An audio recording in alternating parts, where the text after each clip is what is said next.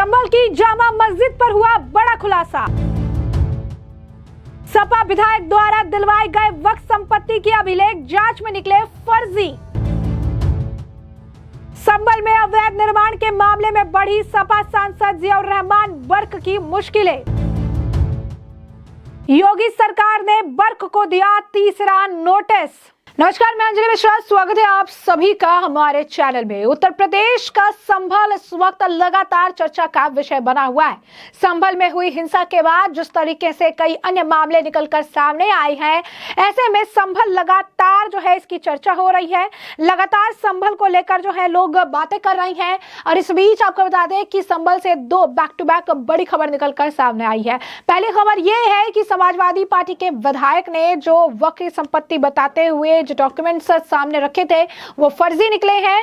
दूसरी जो खबर है वो ये है कि संभल से जो सपा के सांसद है जियाउर रहमान बर्क, उनको अवैध निर्माण के मामले में अब तीसरा नोटिस जारी कर दिया गया है। यानी back to back Samajwadi Party को और समाजवादी पार्टी के दो बड़े नेताओं को झटका लगा है। तो क्या है पूरा माजरा, विस्तार से समझेंगे। सबसे पहले बात कर लेते हैं संभल के जो समाजवादी पार्टी के विधायक है उनकी। आखिर कौन से फर्जी दावे जो है उसकी सच्चाई निकलकर सामने आई है। तो आपको जानकर हैरानी होगी कि लगातार ये कहा जा रहा है कि संभल में जो संपत्ति है, संभल में खासकर जो पुलिस चौकी बन रही है, संभल में जो है वक्फ की संपत्ति होने का दावा किया जा रहा है। और यह भी कहा जा रहा था कि वक्फ की संपत्ति पर किस तरीके से सरकार जो है वो कब्जा जमा रही है। जी हाँ, बिल्कुल सही सुना आपने, इस तरीके की बातें कही जा रही थी। लेकिन अब ये जो पूरा खेल है वो अब सामने आ रहा है और ये उजागर हो रहा है, क्योंकि आपको बता दें कि जामा मस्जिद के सामने निर्माणाधीन पुलिस चौकी को वक्फ संपत्ति होने के अभिलेख जो है वो फर्जी मिले हैं। इसमें कोई दम नहीं है, ये पूरी तरीके से गलत है। सपा का प्रतिनिधि मंडल 30 दिसंबर को संभल हिंसा में मृतकों को जो है स्वजन से मिलने आया था और इस दौरान उन्हें 5-5 लाख की आर्थिक मदद तो दी थी। और इसी प्रतिनिधि मंडल के नेता प्रतिपक्ष जो थे विधानसभा माता प्रसाद विधानसभा से कल एक त्रिसदस्यीय कमेटी द्वारा रिपोर्ट दी गई थी, जिसके अंदर कुछ कागजात पूर्व में दिए गए थे, जिनके आधार पर कमेटी बनाई गई थी। कमेटी द्वारा जो 20 लिस्ट दी गई थी विभिन्न वक्फों की, उन वक्फ की जो दिशा है और दशा जो मौके पे है उससे कहीं कोई मेल नहीं खा रही थी। उसके हिसाब से पूरा संभल कस्बा जो है वो वक्फ का डिक्लेयर हो रहा था, जिसमें कई सरकारी बिल्डिंगें, जिसमें हमारी तहसील, थाना और ये सब भी थे।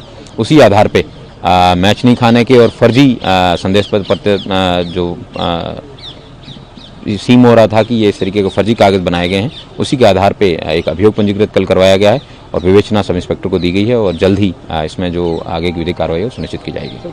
अब देखिए, इसके बाद में जांच की जाएगी, जांच में जो भी आएगा सबके साथ शेयर किया जाएगा। जो हमें इरेगुलरिटीज़ मिलेगी उसके ऊपर हम विधिक कार्रवाई कर रहे हैं, उसी के क्रम में किया गया है। देखिए, सभी का जीर्णोद्धार तो आवश्यक है और वाटर कंजर्वेशन के लिए भी कूप और तीर्थों का जीर्णोद्धार आवश्यक है, तो उसी के क्रम में पूरा कार्य चल रहा है। ऐसा नहीं है, हमारे पास पूरी सूची है जो मिलता जाता है। जैसे अभी हमें 34 तीर्थ मिल चुके हैं, पहले 24 मिले थे, फिर 29 हुए, फिर 32 हुए, अब 34 हुए। तो लगातार रेवेन्यू मैप को हम ग्राउंड पे इम्पोज कर रहे हैं और कूप लगभग सारे मिल चुके हैं, तो उसी क्रम में खुदाई भी हो रही है। सारे मिले हैं लगभग। 1-2 दिशा भ्रम है कि ये हो सकता है, ये हो सकता है, क्योंकि उस समय जो लंबाई या दूरी जो तय की जाती थी वो धनुष के माध्यम से होती थी और धनुष हर काल के अंदर अलग अलग लंबाई का होता था। तो वो उस समय का माप था। उसे वर्तमान में जब रेवेन्यू मैप के ऊपर हम प्रोजेक्ट करते हैं तब जो चीज़ निकल के आ रही है उसको पूरी तरह वेरीफाई करते हैं। 3-4 लोगों की टीम वेरीफाई करते हैं, उसके बाद फाइनलाइज करके फिर तय करती है कि ये तीर्थ है या ये कूप है।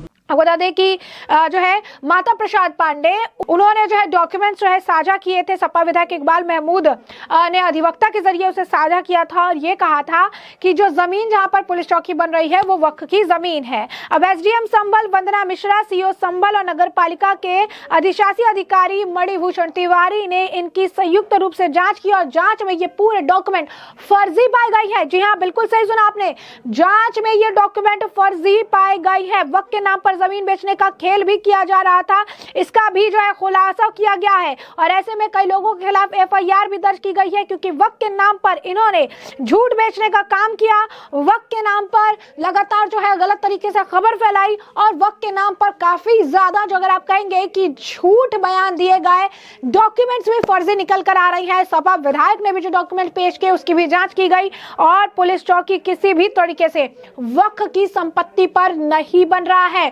वक्त की संपत्ति से इसका कोई लेना देना नहीं है। तो ये बहुत बड़ी बात है, ये बहुत बड़ा झटका है समाजवादी पार्टी के लिए, जिन्होंने कहीं ना कहीं कई सारी अगर आप कहेंगे कि बयानबाजी की, और असदुद्दीन ओवैसी ने भी इसे वक्त की जमीन बता दी थी, लेकिन अब खुलासा हुआ है कि जो डॉक्यूमेंट्स ये दे रही हैं वो डॉक्यूमेंट्स फर्जी है, उन डॉक्यूमेंट्स में कोई सच्चाई नहीं है। वही दूसरी तरफ बात कर लेते हैं, संभल से सपा सांसद जियाउर रहमान बर्क को मकान का अवैध निर्माण कराने में फिर से जो है नोटिस भेजा गया है। SDM वंदना मिश्रा की ओर से 21 दिन में ये तीसरा जो आप कह सकते हैं नोटिस है जो उन्हें भेजा गया है। उन्होंने इस दौरान कहा है कि सांसद को 7 दिन के अंदर जवाब देना है, और अगर जवाब नहीं मिलता है तो कार्रवाई की जाएगी। ये प्रकरण है कि संभल के विनियमित क्षेत्र में कोई भी निर्माण या नव निर्माण कराने से पूर्व मानचित्र स्वीकृत कराना होता है, जो इस प्रकरण में नहीं कराया गया था, तो उसी के क्रम में उनको नोटिस जारी किया गया। इनको नोटिस जारी किया गया था तो उस पहले नोटिस में इन्होंने समय मांगा, और दूसरी बार में इन्होंने जो आपत्ति प्रस्तुत की है उस आपत्ति के क्रम में इनको अपना साक्ष्य प्रस्तुत करने के लिए तीसरी बार नोटिस दी गई है। वो उनके द्वारा जो साक्ष्य प्रस्तुत किया जाता है या जो भी इसका उत्तर प्रस्तुत किया जाता है उसको देखने के बाद ही अगली प्रक्रिया के बारे में हम लोग निर्णय लेंगे। ये Uttar Pradesh regulation of building operation act 1958 का उल्लंघन है। उत्तर प्रदेश के संभल जिले में हिंसा के बाद से सांसद जियाउर रहमान बर्क की मुश्किलें लगातार बढ़ रही है। उन्हें अवैध निर्माण के मामले में पहले 2 नोटिस दिए जा चुके हैं, और अब इस पर जो है आपको बता दें कि तीसरा नोटिस उन्हें दिया गया है, और वहीं इस पर आपत्ति दर्ज करने के बाद प्रशासन ने अब इन्हें तीसरा नोटिस भी जारी कर दिया है और उनकी आपत्ति को खारिज कर दिया है। सांसद बर्क ने आपत्ति जताते हुए जवाब में यह भी लिखा है कि कोई नया निर्माण नहीं किया गया है, मरम्मत कार्य था, लेकिन प्रशासन ने आपत्ति गलत ठहराते हुए कहा कि यह मरम्मत कार्य नहीं बल्कि नया निर्माण है। तीसरे नोटिस के मुताबिक यदि संभल सांसद निर्माण कार्य नहीं रोकते हैं तो अधिनियम की धारा 9(1) के अंतर्गत सजा जुर्माना 10,000 रुपए तक किया जा सकता है। इसके बाद भी यदि निर्माण जारी रहता है तो प्रतिदिन 500 रुपए तक का जुर्माना किया जा सकता है। जब तक कि अवैध कार्य चलता रहेगा, सांसद को दिए गए नोटिस में लिखा गया है कि Uttar Pradesh regulation of building operation act 1958 की धारा 6 के प्रावधानों के अंतर्गत प्रशासन की अनुमति लिए बिना निर्माण कार्य कराना अवैध है।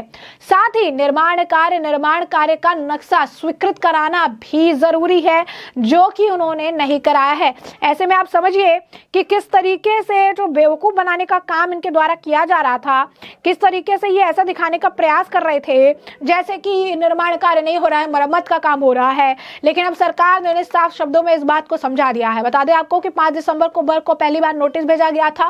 5 दिसंबर को बर्क को बिना नक्शा पास कराए मकान निर्माण में पहली बार नोटिस भेजा गया था। SDM ने उन्हें जवाब देने के लिए 12 दिसंबर तक समय दिया, लेकिन संभल सांसद ने जवाब नहीं दिया था। 13 दिसंबर को SDM ने बर्क को दूसरी बार नोटिस भेजा, साथ ही तुरंत निर्माण काम रोकने के निर्देश दिए थे और कहा था कि अगर निर्माण कार्य नहीं रुकता है तो जुर्माने के तौर पर रोजाना 500 रुपए देना होगा। तो आप समझिए कि किस तरीके से बर्क की मुश्किलें लगातार बढ़ती जा रही है। बर्क को अब जवाब भी देना पड़ेगा। नोटिस मिलने के बाद से बर्क ने मीडिया से बातचीत में कहा कि संभल से एक तल्ख हकीकत सामने आई है कि 5 मुसलमानों की जान जो है लेने की बात वो कह रही हैं, लेकिन जो मुद्दा है उससे भटकाने का प्रयास कर रही हैं। तो ऐसे में हमने आपको जो पूरा मामला है विस्तार से बताया कि पूरा मामला क्या है, और इस मामले पर आपकी भी जो राय हो हमें कमेंट सेक्शन में कमेंट करके जरूर से जरूर साझा करिएगा। धन्यवाद।